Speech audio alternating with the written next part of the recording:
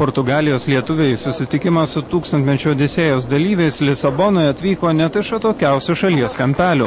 Išvydę jachtą tautiečiai nesiliovė stebėtis, kaip jie apiplaukė pasaulį. Iš tikrųjų, tai nelabai man tikisi, kad jinai gali apiplaukti aplink pasaulį, nes tai pasižiūrėjus atrodo lyg ir mažoka. Kai kurie vietos lietuviai teigia besiruošiantys Lietuvoje pasitikti jachtos Liepos 5 Klaipėdos uoste, o viena šeima netgi ketina vykti į Dubliną, kad sutiktų buriuotojus dar kartą.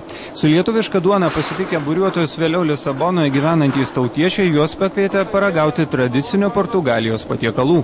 1 metų jubiliejų švenčianti Portugalijos lietuvių bendruomenė tūkstantmečio Odisėją lygina su garsiuoju Vasco da Gama, kuris viduramžiais ieškojo kelio į Indiją.